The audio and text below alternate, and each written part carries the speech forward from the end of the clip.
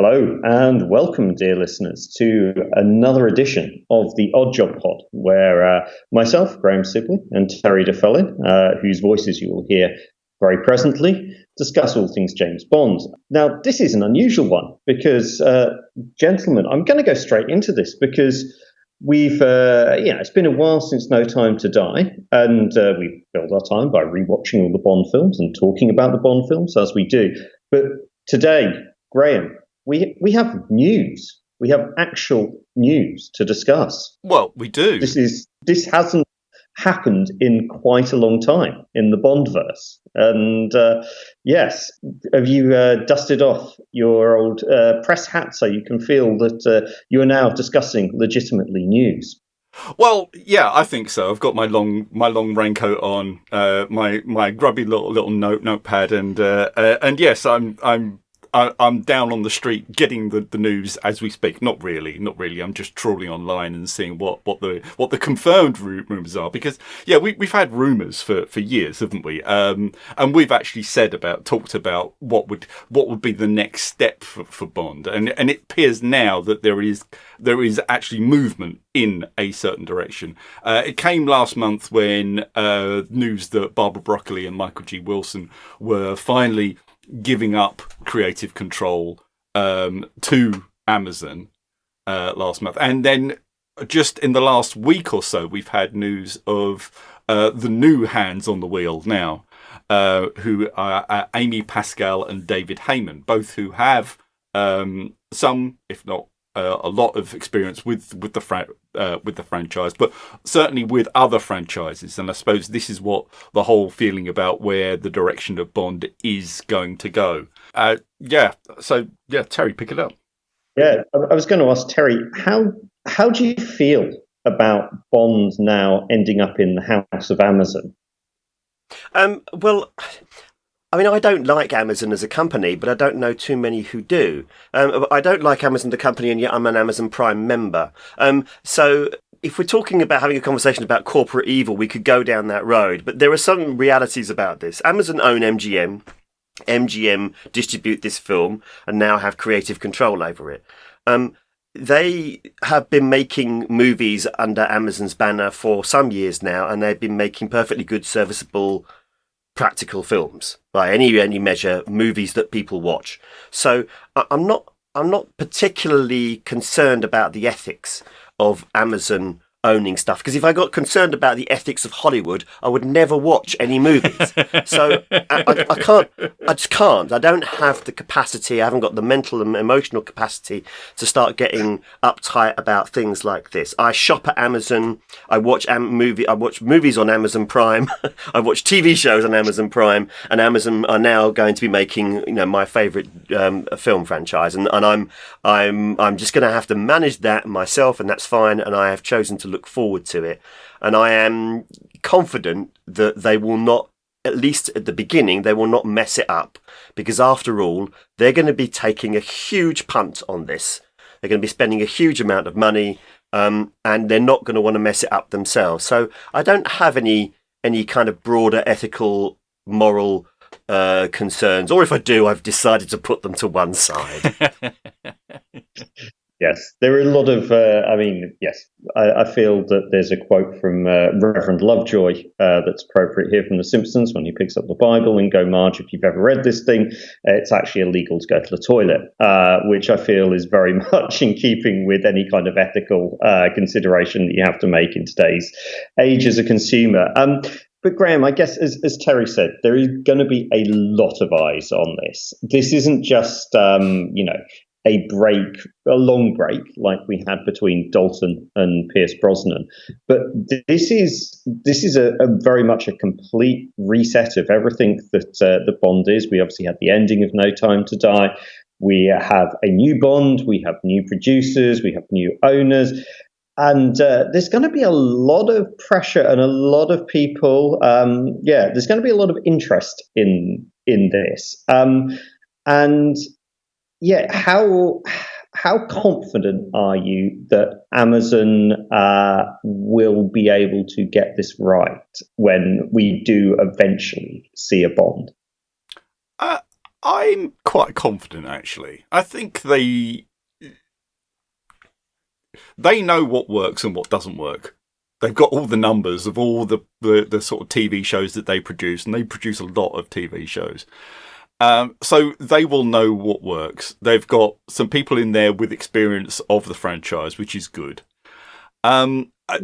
You're always going to have Bond fans that are going to be already outraged by this, and will be claiming that that's the end of the franchise, that someone's going to ruin it. They're going to do what they've done with Star Wars and Marvel. These are the valid criticisms that are being levelled at this current movement in the franchise.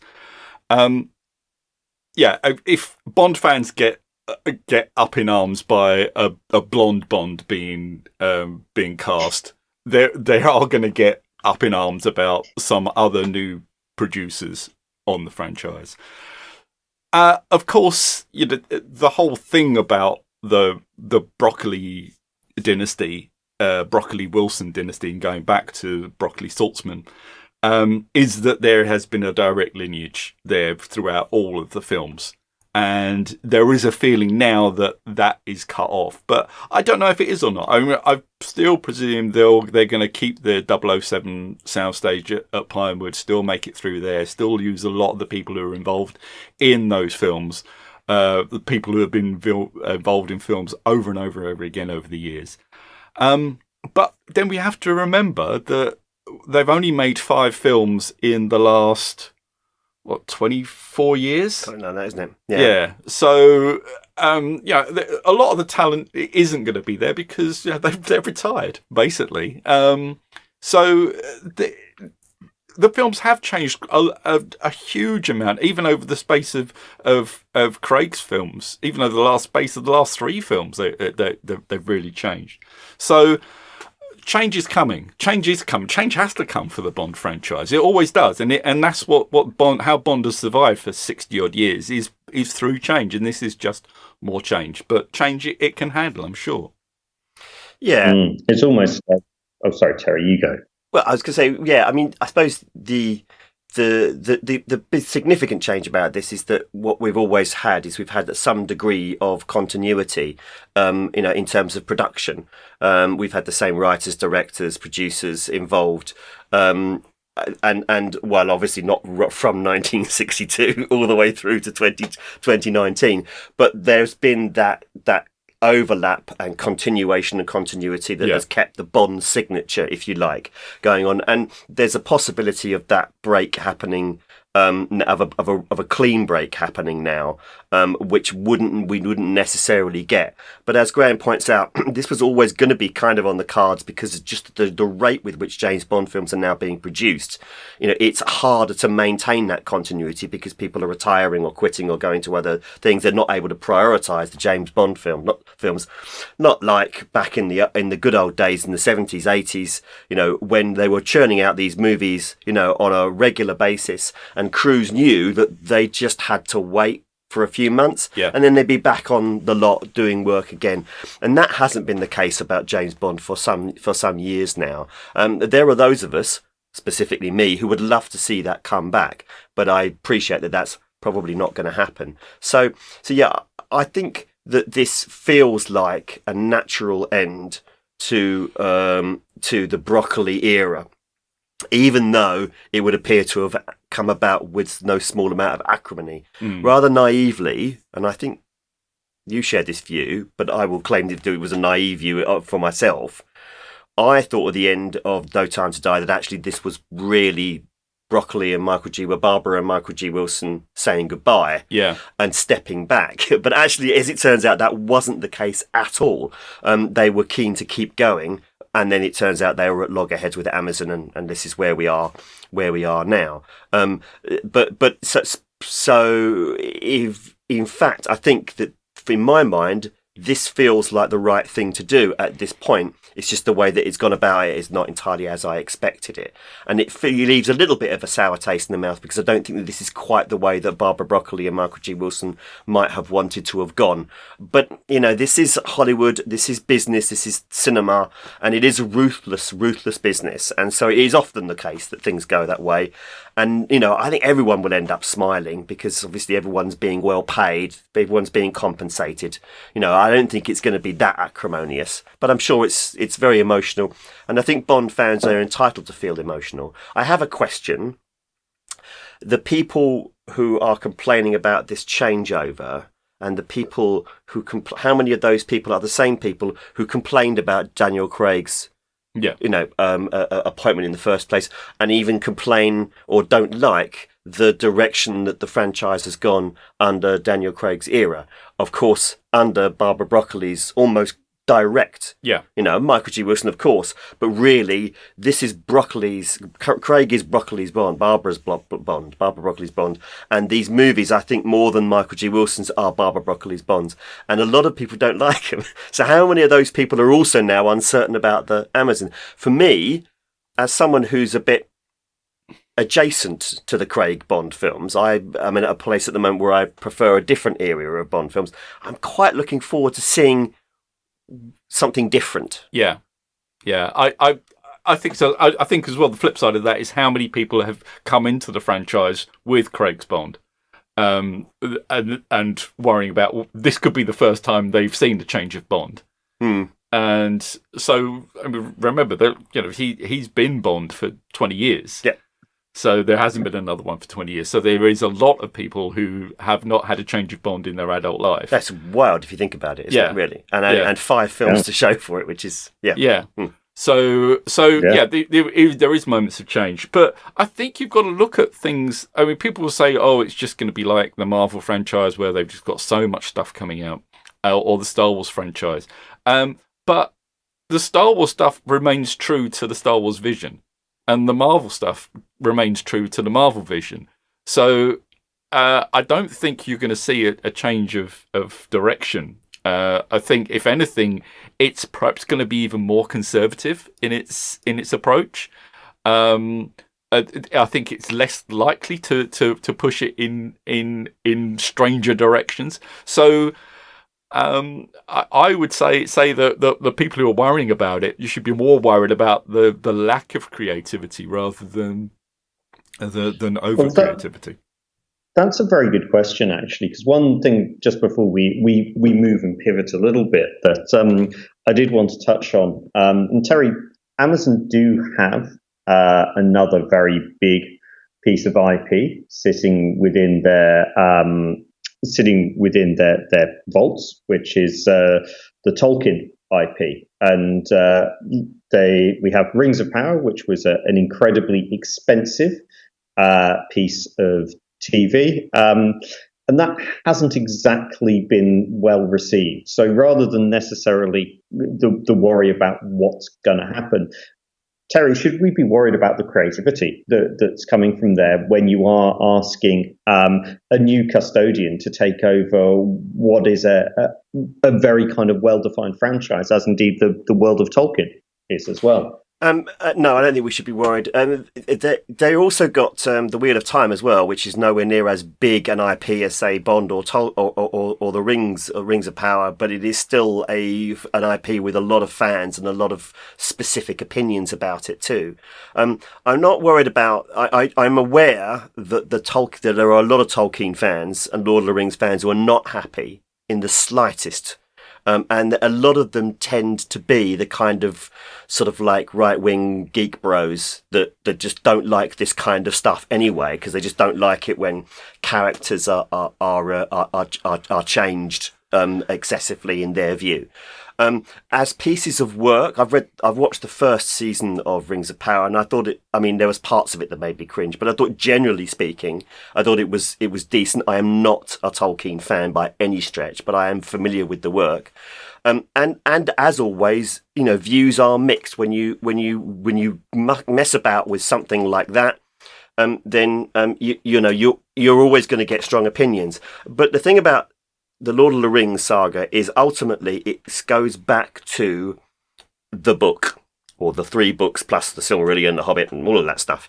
And then looks back to the Peter Jackson films, which were prodigious. But we're talking about 6 movies.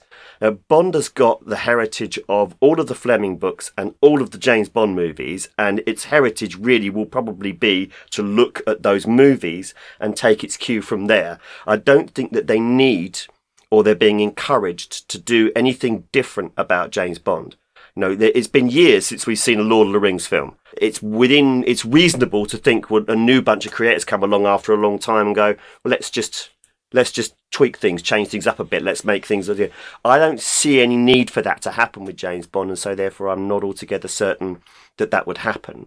And also, I think they might have learnt some lessons also from the Rings of Power and gone, well, actually, we need to be careful not to change things too much because we might end up upsetting our base. And Graham has made a very good point as well, because and this is something that I think older Bond fans need to bear in mind. Demographic expansion of the Bond fandom is much bigger now than it was before Daniel Craig. Daniel Craig has brought in a lot more. I'm probably going to suggest a lot more female viewers, but also a lot more people from different parts of the world and from different audience groups that wouldn't ordinarily have watched. They would never have watched Roger Moore's James Bond, and they probably wouldn't have watched Pierce Brosnan's James Bond.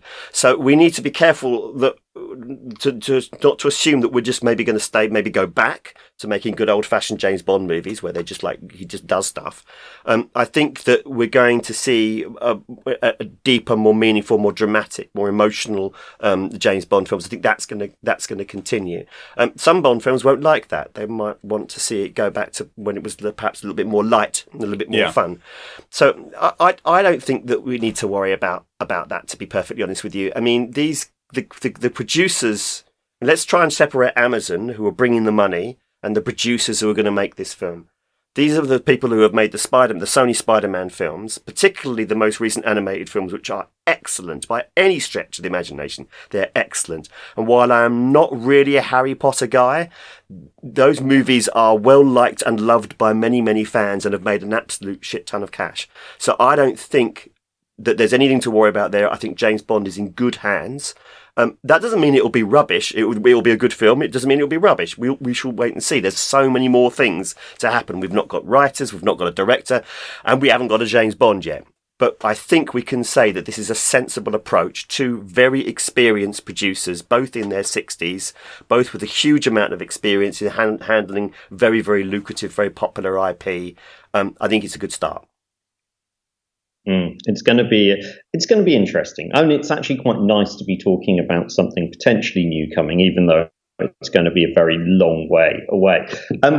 But let's just talk about what happens when people who really don't know what they're doing with the James Bond film start getting involved with James Bond.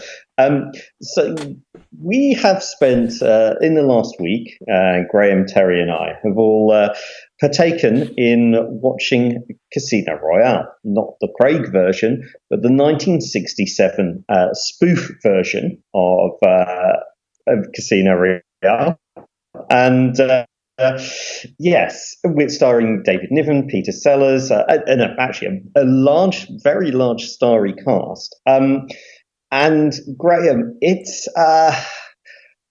for those who haven't watched the 1967 Casino Royale, and to be fair, a lot of people may not. It is a curio. It's something which I don't think makes its way to TV very often. It is buried around streaming services. What should somebody do when approaching watching Casino Royale 1967 for the first time? Well, I don't think people should watch it for the first time. Basically, there is no reason to watch this film. That's what I'll say for on the outset. But we've watched it, so you don't have to, listeners. Now, that's not saying that it is completely valueless. There are things in it that are interesting. There's some things that are funny. There are some things that are actually beautiful, really. But the whole thing is just terrible. It as well, it doesn't work. It was stuck together while it was being shown on its premiere. It was still being edited at the up to the day. The one of the main stars walked out, which caused horrific rewrites. New scenes had to be shot, and many of the scenes do not go together. There are 5 named directors. There may have been more. And if you look at it, if you do watch it, listeners, then you have to look at it as more of an anthology. It's more of a collection of sketches and scenes. That's the best way I can see it. But yeah, if you do want to watch it, then well, fine, be my guest. Yeah, do so at your own risk. Yeah, absolutely. I mean, but listen to the soundtrack by all means. It's Burt Bacharach did the soundtrack, and it's mostly gorgeous. That soundtrack has got some lovely. It's a beautiful film. The production designer, I can't remember the guy's name, but it looks amazing. I mean, it's a beautiful. The sets are amazing. The imagination behind the sets are amazing. They're very much of their time. And I mean, it initially begun as a sort of much more serious interpretation, and then it was sort of like turned into a comedy. And yeah, I mean, the fact that it was Peter Sellers who was the main star who left, a guy very much at this point at the peak of his powers, and maybe not at the peak of his career, but close enough. And I mean, it's just lavish and gorgeous to look at, but as a movie, as a plot, as a story, it doesn't really seem to make any kind of sense. It just sort of like, there's an awful lot of things that are just left completely unsaid, but not in a kind of literary kind of way, but in a kind of, well, yeah, we're going to have to cut that scene because, I don't know, because, well, it was never filmed. Yeah. And it's just become just a complete mess of a film that does have its lovers, and there are people who defend Casino Royale, but I genuinely don't understand why. Well, I think I can understand that there are some people who are just purely contrarian. Yes, and yeah. that is one way. But there is one thing about Casino Royale. The only reason Casino Royale is still remembered is because it is loosely associated with the James Bond franchise. If it wasn't, it would be like any other number of screwball comedies from the mid-1960s that will just be consigned to the bin, that wouldn't even make it onto ITV4. There are so many of these films that just live in this place that would be a quirky thing that only film students would know about. But this film is repeatedly shown for some reason. For many years, I thought the problem was ITV had done a terrible cut on it. Because, they've got previous. They did do that. Yeah. No, they probably still do, but they were they were terrible at that sort of thing. Yeah. Yeah. And so that's what I immediately thought was the problem with this film. But it's not. It's just horrifically bad film. Come on, Gary. Give us your interpretation of this. It's a very strange film. It makes very little sense at all. If it had a plot or a storyline or a script, there is potentially something in there. There's hints occasionally of what it could have been. It's not particularly. It has moments of humour, but it's not particularly funny. It's not entirely clear what anybody is trying to do in there. You have Woody Allen doing Woody Allen things at one point. You have Peter Sellers doing Peter Sellers things at one point. You have complete sort of skits and vignettes which don't even make any sense at all within the entire element. Probably what's more, my enjoyment of it, and there were, I will actually say there are a few bits that I did enjoy, or there are a few bits that I found genuinely curious and interesting from a Bond aficionado. As a film, it's the type of film that I think would have probably been better had I had some sort of mind-altering substance beforehand. If given that I hadn't and was completely sober when I was watching it, this is kind of one of my takeouts. So I'm going to I'll probably chuck out a few here and there. My one takeout, and Terry, be interested to get your thoughts on this. I would have dearly loved to see a Bond film with Orson Welles as the villain in there, because I genuinely enjoyed the scenes with him as Le Chiffre, and just seeing him on screen. He's got a presence, and that I enjoyed a lot. So that was probably my biggest enjoyment. And can you just imagine Orson Welles as a proper Bond villain?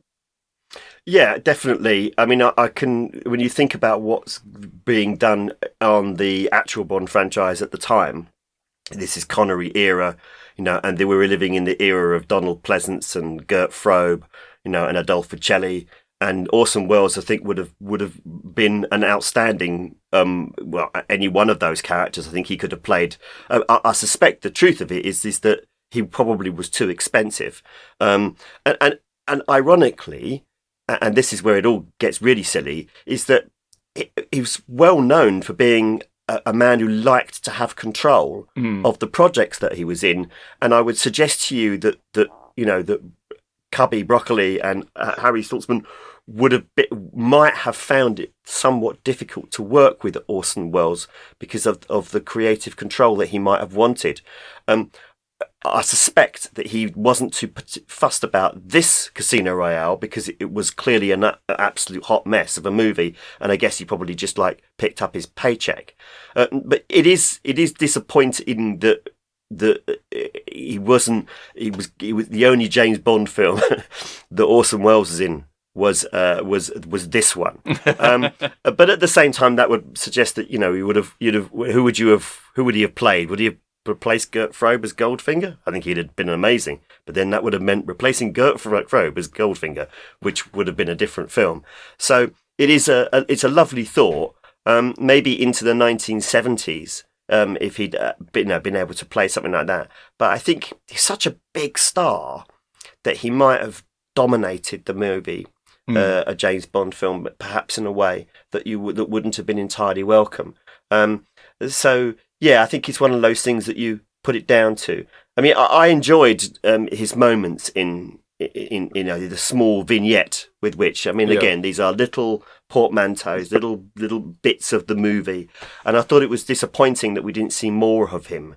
But then that just reflects the whole movie. It's just when it starts, looks like it's doing something, they then just go, well, we have to cut to do something completely different. We're now going to go and do a big thing with Matta Bond and James Bond's daughter, and we're going to have a look at that. And then, wait, we've got exploding, milk floats here, and then we've got some kind of hokey Avenger-style car chase with lots and lots of undercranking going on, and it was just all a total mess, and it really annoys me. Well, apparently, I've read somewhere that Peter Sellers refused to act with Orson Welles. So all the scenes the scene at the card table where they're together apparently is done with a body double for Peter Sellers, and I think that's because Peter Sellers wrote a lot of his own dialogue, right? And I reckon Orson Welles wasn't having that, and probably true, and so was probably as intransigent, wanted control over his dialogue as well, and so he went into his kind of. At one point, Sellers is doing his skits, which we would more associate. Some of them would have been from the Goon Show, and of course, there's his now infamous sort of Indian character impression, which of course was hilarious in the 50s and 60s, but is not remotely funny now. That can't be helped to a certain degree. But the point I think I'm making is it much like Woody Allen is that Woody Allen is doing the kind of things that Woody Allen was doing at that time, and it's like they've gone, well, we kind of don't really know what to do here, guys. So can you just do your skit, please? Yeah. Can you just channel the Goon Show for a minute? Can you do Bananas, please, for us, Woody? And just do a bit of that, and that'll make people laugh because this film is actually inherently unfunny, given that it's supposed to be a comedy. Yeah. Yeah. I mean, you get Peter Sellers' fixation with Toulouse-Lautrec. What the hell is he about it? And it just turns up everywhere. And dressing up as Hitler and stuff like that. But Alan and Sellers had been together in the producer's previous film, What's New Pussycat? Another one of these screwball comedies that you will never see on TV anymore because it is so of its time and basically unwatchable. And that has a crazy chase scene at the end where everybody jumps on go-karts. Yeah.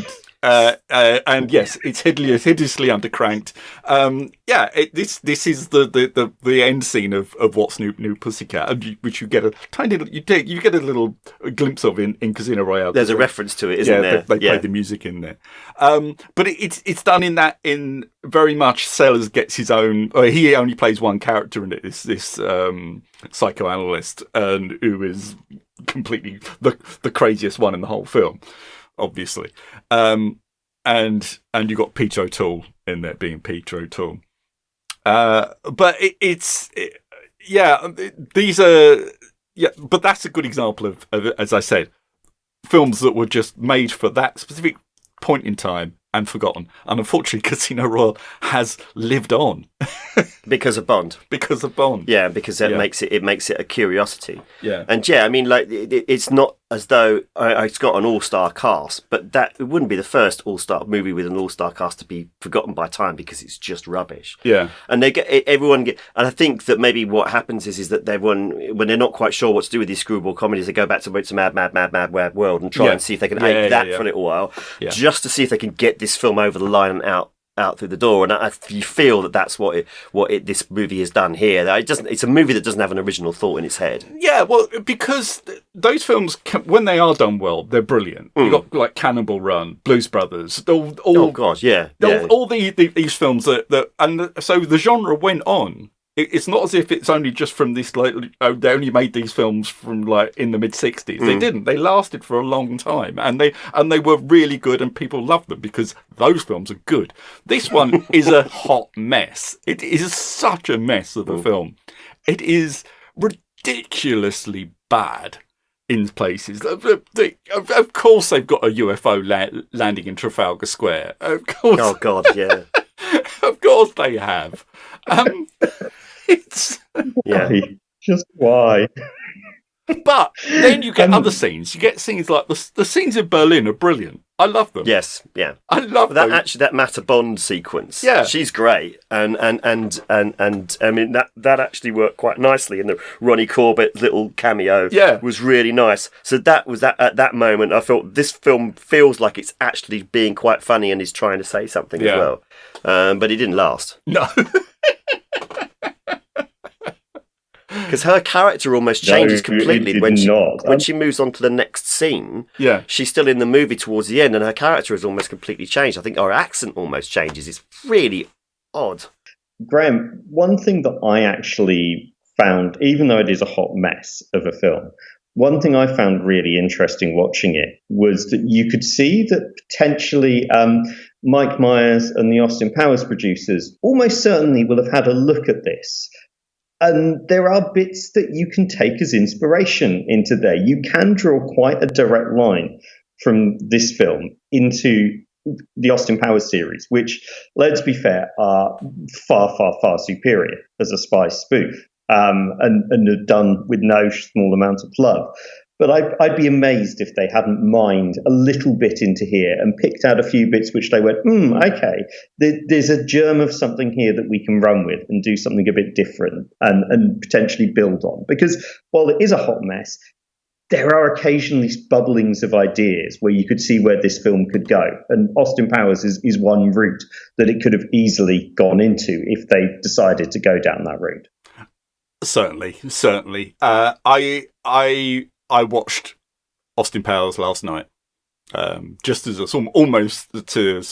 as a remedy for watching Casino Royale. I'd watched Casino Royale. I'd watched probably about 3/4 an hour of What's New Pussycat, and I thought, well, I'm going to watch Austin Powers because there's so much in this that was in Austin Powers, and even down to the fact that Austin Powers originally starts in 1967, the year when this film came out.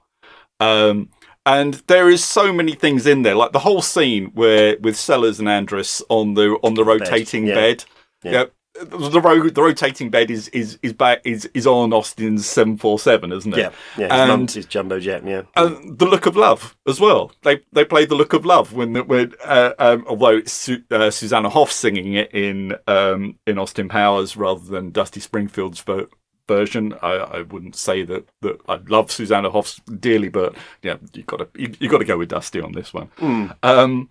And so there's a huge amount there. Obviously, a lot is borrowed from those mid-60s Bond films, but yeah, they've obviously taken this brings Casino Royale into the Bond franchise. Really, it's a bridge between the two, and of course, it's well written. It's directed by one person, and it's coherent all the way throughout, even though it's largely a screwball comedy. But the thing is, the comic element is that the bad guys and Austin are ridiculous, but everyone else is playing it straight, aren't they? Effectively. Yeah, I mean, it's Myers to an extent aping Sellers.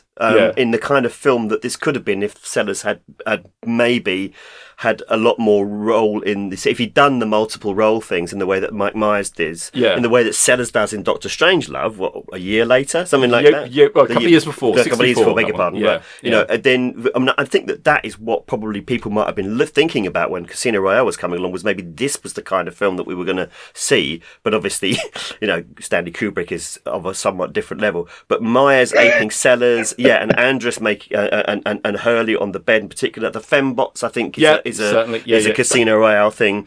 But Baccarat makes a cameo in Austin Powers. There's a clear link. It is an undeserved legacy of Casino Royale. Casino does not deserve to have the legacy of Austin Powers, and yet it does. And I don't know whether or not the Austin Powers would have been as good if Casino Royale hadn't been there. So, if you are a student of the Austin Powers franchise, then you would have already seen this film because it would have led you to your studies would have led you to this movie, and you'll know where we're coming from. If you're curious about that, then it might be worth watching for that reason. But my goodness, don't watch it. Just put it on and look at it. Just look at it. Yeah. Casino Royale is the deadbeat dad of Austin Powers, isn't it? Yeah. Well, I mean, perhaps Michael Caine's character in Austin Powers in Goldmember is like a metaphor for actually Casino Royale.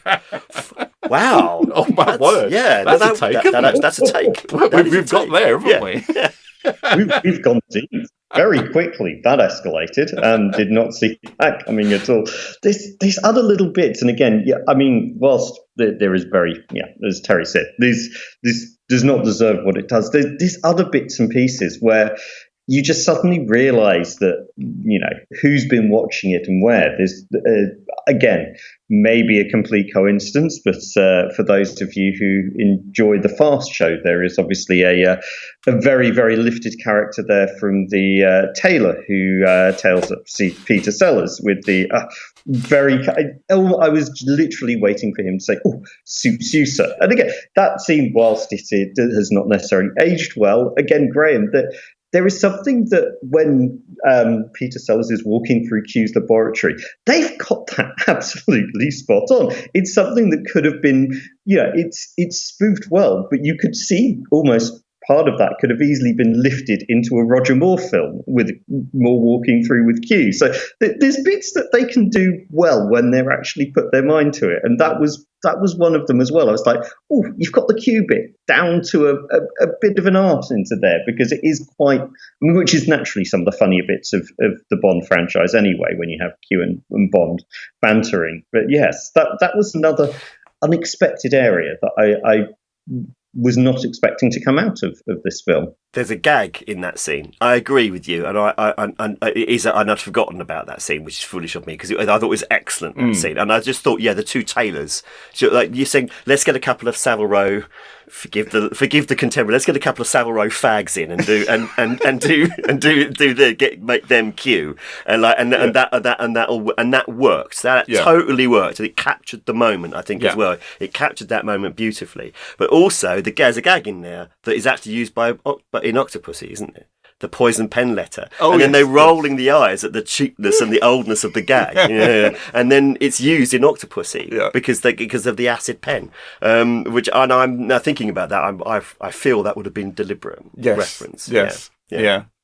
Obviously because Octopussy came out at the same year as Never Say Never Again as well. The other fake James Bond film, much better James Bond film. It should be said. But well, much better. It kind of makes sense. It does. Yeah, it's not, and it hasn't aged well either as well. But it's not quite as loony. But I do appreciate that interpretation of Q's character. I thought it was genuinely satirical and quite clever. But yeah, I mean, there's not much there. What do we think of David Niven? Because I mean, he does a lot of the heavy lifting in this film, which I suspect his character originally wasn't intended to be. Well, no, I don't think he was. I think he was bumped up a bit. He was called back to do a lot of scenes after Sellers walked out because there was some scenes to do. Now, interestingly, because I was watching a lot of other films other than the Casino Royale, I watched a film called Where the Spies Are, which was a film that came out a year before, which was directed, I think, by Val Guest, who was one of the directors on this film. It's got a couple of the other people in there. One of the tailors, who was Catweasel. Of course, it was Catweasel, that guy, wasn't he? Yeah, he's in it briefly. John Le Messurier's in it as well, and of course he's in it very, very briefly in Casino Royale. But that's a straight Bond rip-off, and David Niven is the lead the lead character there, and it's played very much in a very sort of low rent, telling a Bond story set in Beirut. And he's caught up in a world of espionage, lots of gadgets, beautiful girls, and I watched that and thought, well, this is what a Bond film with David Niven in would have been like. Now, David Niven is pretty much the same age as Ian Fleming. Was a good friend of Ian Fleming, I think, as well.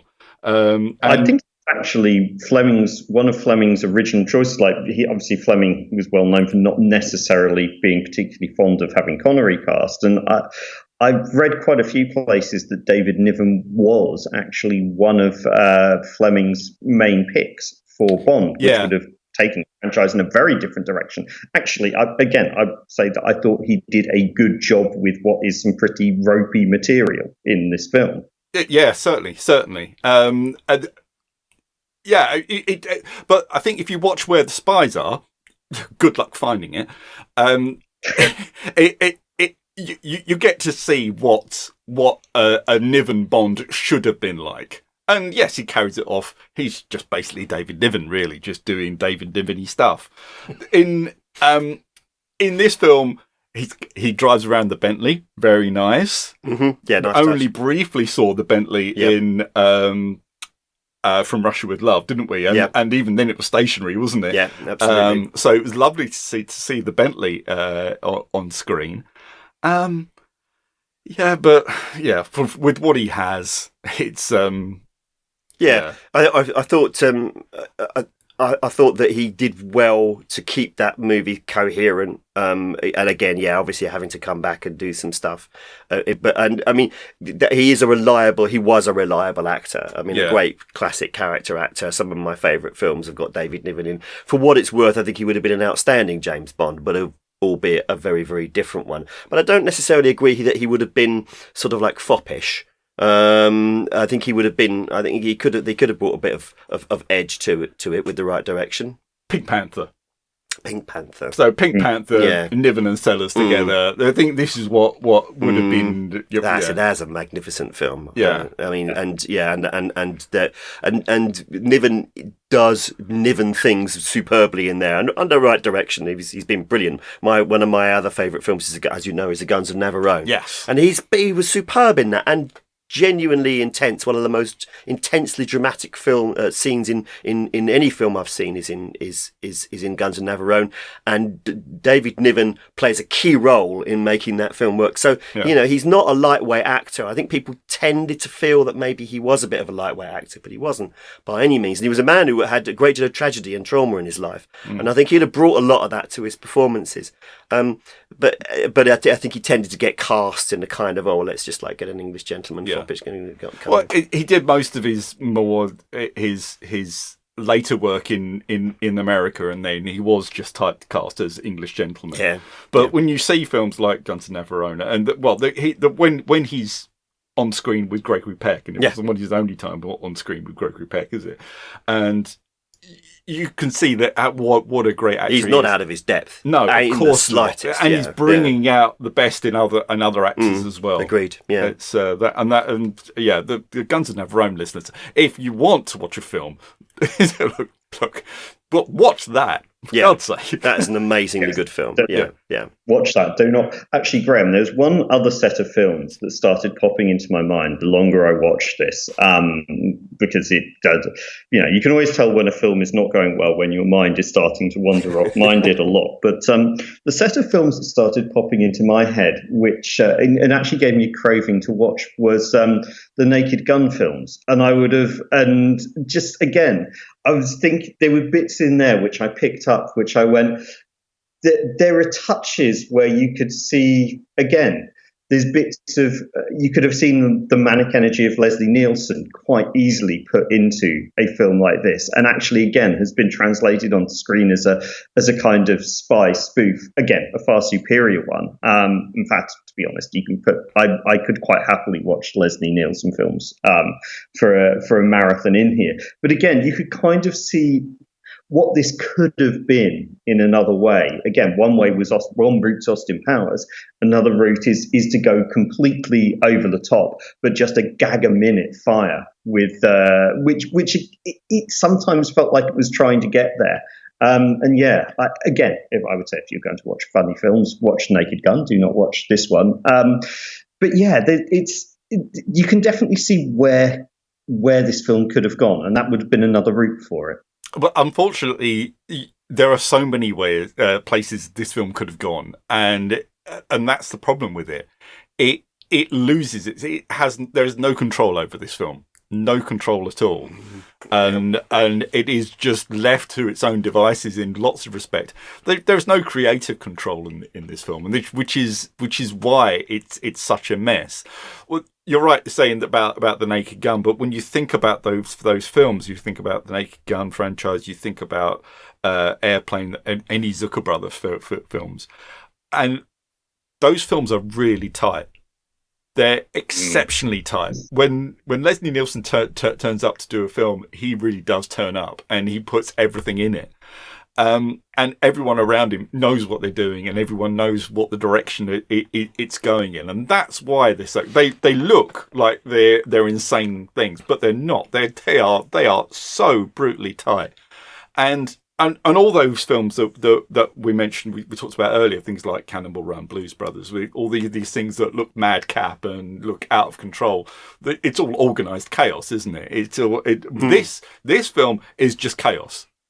It is chaos. And if you like chaos, then maybe that's why someone would like this film. But I think even then, it's you're just But a film is not a football match. No, a film is not an organic construct that you just start and then see where it goes. Yeah, that the films, they have to be planned, meticulously planned, and the best films are meticulously planned. Yeah, and some of the people who've got the reputation for being the most freeform, most creative, most screwball are actually some of the most obsessive and organised people on the planet. And it shows, and you can see that. So the Zucker Brother films, who probably might have looked at younger Zucker Brothers looking at that saying, you can make movies like that. We'll make them much, much better, and we'll make them with plots and scripts. You know, and we won't hire like ridiculously famous actors to do throw a hissy fit. And I think filmmakers might have learned an awful lot from Casino Royale. Yeah. In many ways, it is a filmmaker's film, but it is the lessons that you learn from it there, not necessarily about what it is. It was like how to make what should on paper have been a magnificent comedy. Yeah, had all the right ingredients, great filmmakers, great actors in it.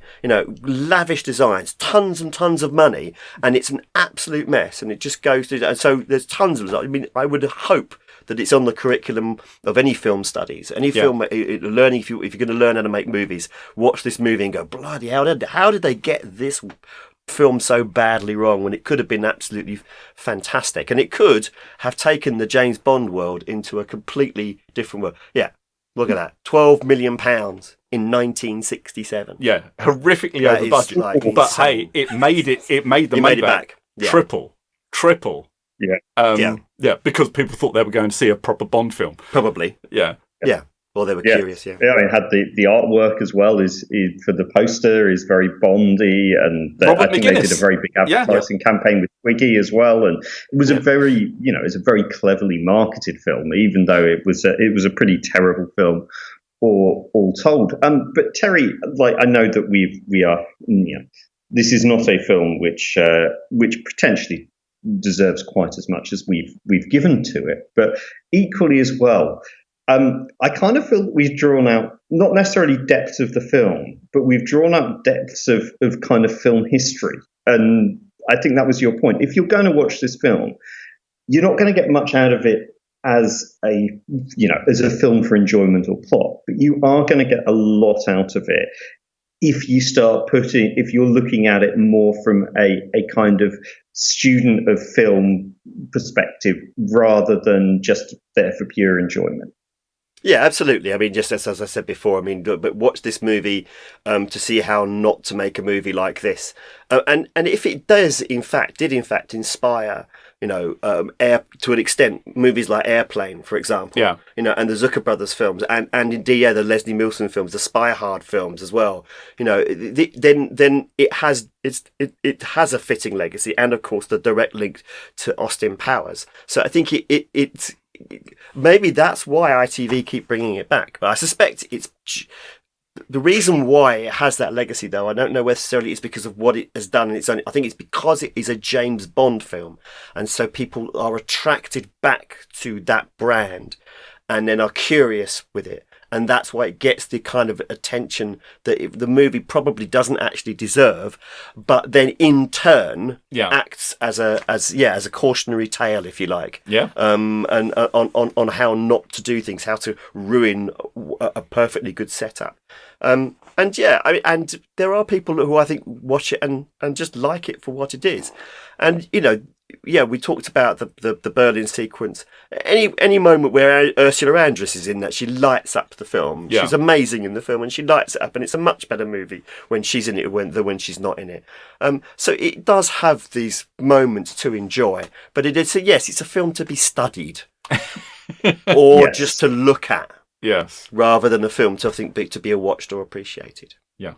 Yes, it's a strain. It's certainly. Yeah, it has certain merits and interest, which, but yeah, plot and coherence is certainly not one of them. But Graham, I think probably one thing that the Casino Royale 1967 did do and foreshadowed in the rest of the Bond franchise, and almost is one of the sort of first. Maybe not quite the first motifs, but is one of the recurring motifs of a Bond franchise. Is our old friend rights battles. This is essentially the one of the OGs of the rights battles for Bond, and foreshadows. Probably ties it neatly back to what we were talking about with Amazon at the very end, to tie a little bit of a bow on this podcast. Yeah. I mean, that's the reason why it got made. It got made because Broccoli and Saltzman couldn't get the rights to it. They were owned by a guy called Charlie Feldman, who was a filmmaker in Hollywood, and who was actually originally the boss, I think, of Saltzman and Broccoli. And I think one of the writers of this, Wolf Mankiewicz, was the guy who introduced Broccoli to Saltzman. So there's lots to tie in with the franchise, but. Feldman was going to make a serious Bond film. He was going to make a serious version of Casino Royale. He was also going to make one with Saltzman and Broccoli. That was on the table. Richard Maybaum wrote a script for it. Even that's been lost to the ether. So, but many scripts were drawn up by various people, and but it never materialized. And I think what happened was they got into the problem over Thunderball, which was the other book they didn't own, and the mess of Thunderball and trying to get that together, and they didn't want to go through it again. And Feldman was asking far too much. He wanted, I think, 75% of the profits, and Eon said, "No, we won't." It's not worth our while. We've already gone through Thunderball, and that's mixed things up too much. We've already got Sean Connery threatening to leave now, and I think Feldman even offered Sean Connery $1 million to be in it. No, he didn't offer him that. No. Connery said, "I'll be in it for $1 million," and Feldman laughed him out and said, "Look, there's no way we're going to spend that much money on you." They ended up overspending on the film by more than $1 million, and apparently he regretted not getting Connery in and playing it straight. But I think that because there was such a big falling out between Feldman and Broccoli and Saltzman, that he went full at it to just try and make a joke of the whole franchise. And I don't know if that worked, because I think what at the end of it, the franchise survived, although it wasn't as big. The Bond mania was on the wane even then, and especially when Connery started phoning in his performances. Well, Lazenby famously was advised that Bond was out and that he shouldn't bother. Yeah. And obviously that was completely wrong. But yeah, I mean, if it was an attempt to derail the Bond franchise, it didn't succeed. Yeah. Obviously, because we are still talking about it now. Yeah. But yeah, it's a interesting take that. But tragically as well, Feldman died within a year of the film being made, and a lot of people say that it hastened his ill health, the stress of putting it together and the falling out with Peter Sellers. It's a bit of a curse on this film, because I think most people who touched it, I think one of the original scriptwriters died.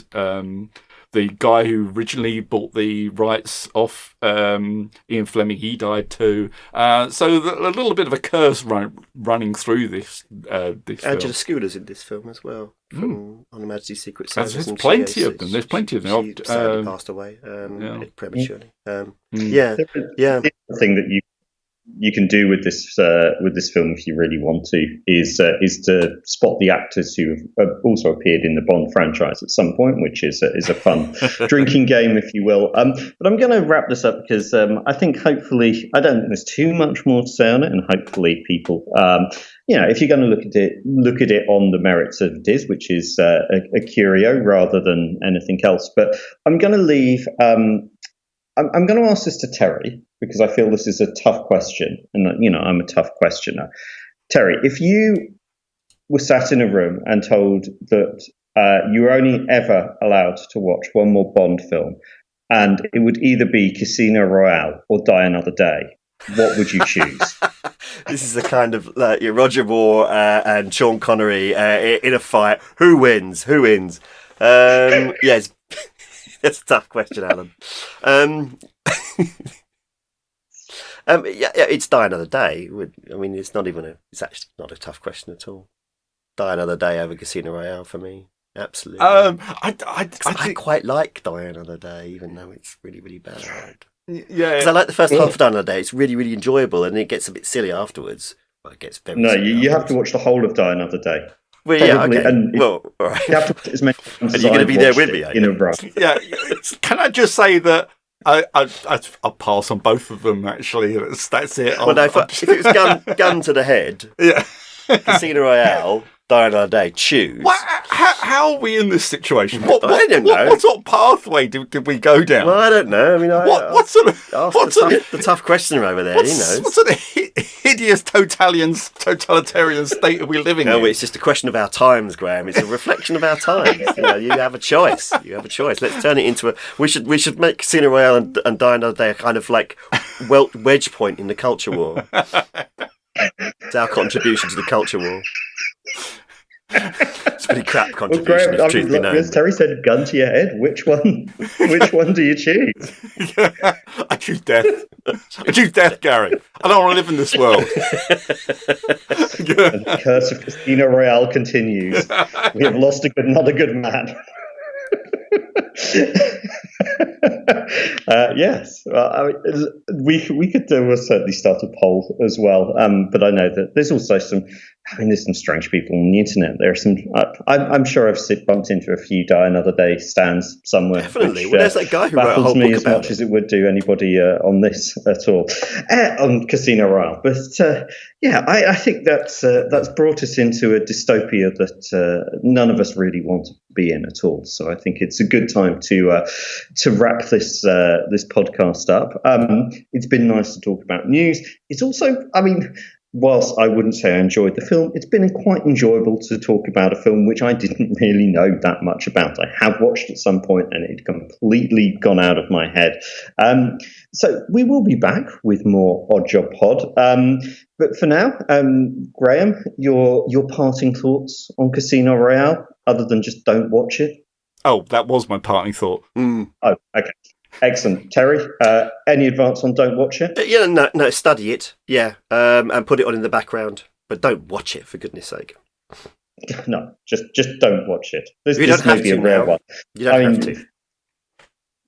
This is a comedy spoof landfill rather than action movie landfill. It's not even action. There's minimal. I'm worried though. I'm worried that we've intrigued people about it now, though. People who've never seen it, or people who've seen it years ago and thinking, "Oh, maybe I want to put myself through that." And yeah, fine. It's like people who see people like eating a spoonful of cinnamon and thinking, "Yeah, I'm going to do that at home, even though it looks horrific." Yeah, well, don't disabuse yourselves of that, listeners. You're good if you're tempted to watch just put something that you like on instead. There's so much new stuff out there. Sit down and watch Black Doves or something like that. Or, sit down and watch The Guns of Neverend. That's a much better thing to do. Possibly the takeaway from this podcast. Yes. Sadly, The Guns of Neverend falls outside of landfill. And even if it didn't, you wouldn't find it anywhere near landfill, would you? Because it's a magnificent piece of work. But if you want to watch Sellers and Niven together, then watch Pink Panther. Yes. Yes. Those are the two films to watch. Yeah. So there's plenty of good films. Hopefully what you've come away with, dear listener, is that there are plenty of good films that you can watch that aren't this film. And hopefully we've reminded you of a few of those, from Doctor Strangelove to Pink Panther to Naked Gun to Cannonball Run. There's plenty that you can watch which you will get far, far, far much more enjoyment out of than this. But hopefully this podcast is enjoyed. Imagine if we'd done a director's commentary of this one. That would be, I think we'd have had to had quite a few drinks. I don't think we'd have made it. Quite a few drinks. We'd have had to have abandoned it, I think. It would be something. Anyway, we will be back. We'll be back with more Odd Job Pod into slightly more serious matters, and then there's also the small matter of the action movie Landfill, which is the kind of spin-off of the Odd Job Pod. The next film that we'll be doing on that is Broken Arrow, which is also slightly over the top and insane, but in a much better way, I would say. Until then, it just remains for me to say thank you for tuning in. Don't watch Casino Royale. I've been Gary Andrews. Goodbye. Goodbye. Goodbye.